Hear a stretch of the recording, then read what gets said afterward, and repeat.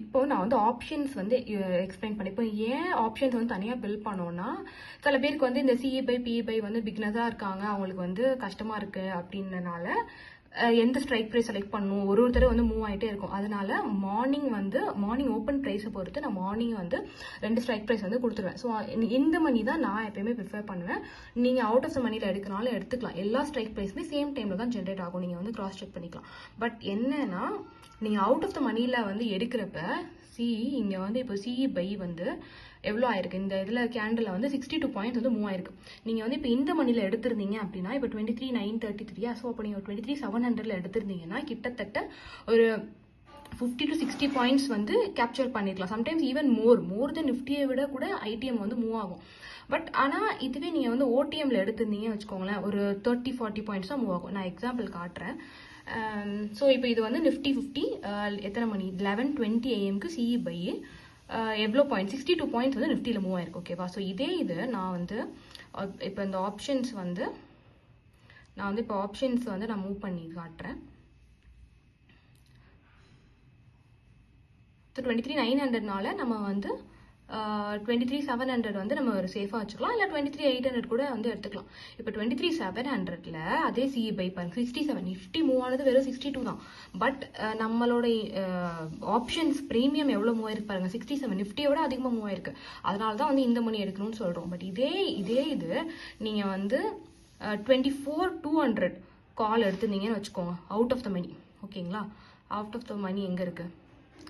Out of த மணியில்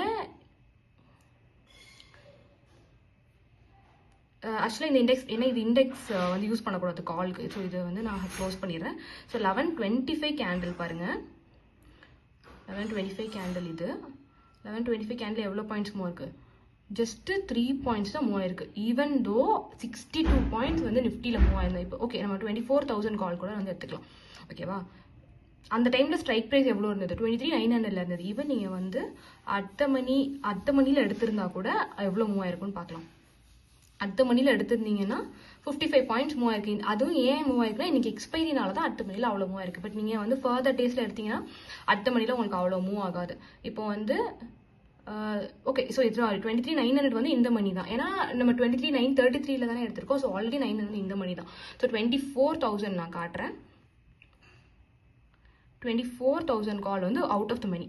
so இந்த OTM வந்து எவ்வளோ மூவ் ஆயிருக்குன்னு பார்க்கலாம்.